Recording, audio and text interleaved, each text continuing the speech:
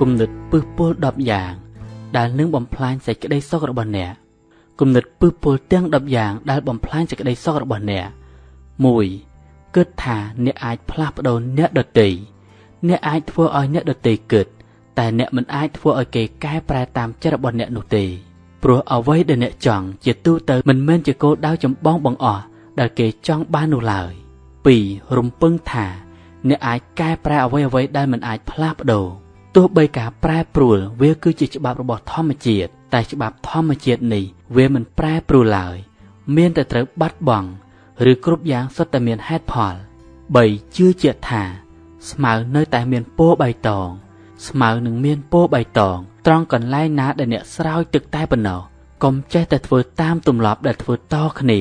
ដោយមិនពិចារណាហេតុផលនិងស្ថានភាព 4. សង្ឃឹមច្រើនពេកលើអ្នកដទៃឬទាមទារការយកចិត្តទុកដាក់ពីអ្នកដទៃខ្ពស់ពេកការទាមទារគឺជាប្រភពនៃទុក្ខសោកកុំរត់ដោយពឹងផ្អែកទៅលើអ្នកដទៃចូលរៀនរត់ដោយពឹងផ្អែកលើខ្លួនឯង 5. ទាមទារតើតែមានអ្នកណាម្នាក់នៅជាមួយអ្នកទើបជីវិតមានន័យគ្មាននរណាម្នាក់អាចកំដរអ្នកជានិរន្តរ៍បានឡើយរៀនរស់ឯកោដោយមិនមានអ្នកកំដរក្នុងពេលវេលាខ្លះទើបអ្នកជាមនុស្សរឹងមាំ 6. គិតថាអ្នកចាំបាច់ត្រូវតែត្រឹមត្រូវគ្មាននរណាម្នាក់អាចត្រឹមត្រូវរហូតនោះទេមុននឹងត្រឹមត្រូវតលតែមានកំហុសសិនពិសេសត្រូវទទួលស្គាល់ថាតែងតែនៅមានកម្រិតទៅតាមស្ថានភាពទៅតាមកម្រិត 7. បារម្ភខ្លាំងពេកចំពោះការគិតរបស់អ្នកដទៃមកលើជីវិតអ្នកមិនអាចគ្រប់គ្រងគំនិតឬការគិតរបស់អ្នកដទៃចំពោះសកម្មភាពរបស់អ្នកបានឡើយឲ្យតែថាវាល្អនិងស្របច្បាប់ចូលធ្វើវាទៅ 8. ប្រកាន់អរិយាបថថាត្រូវតែមានមួយខុសមួយត្រូវចូលអ្នកអនុវត្តយុទ្ធសាស្ត្រឈ្នះឈ្នះ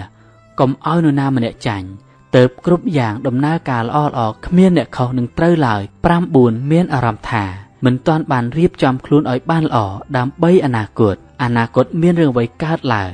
គឺគ្មាននរណាម្នាក់ដឹងឡើយចូលរស់នៅក្នុងថ្ងៃនេះឲ្យបានល្អប្រសើរជាងថ្ងៃម្សិលមិញនោះថ្ងៃស្អែកនឹងល្អ 10. គិតថាខ្លួនអ្នកជាជនរងគ្រោះឬជាមនុស្សទន់ខ្សោយគិតថាខ្លួនឯងអន់គឺជាការប្រមាថខ្លួនឯងនិងជំរុញឲ្យអ្នកកាន់តែអស់សង្ឃឹមនិងលែងមានឆន្ទៈក្នុងការរស់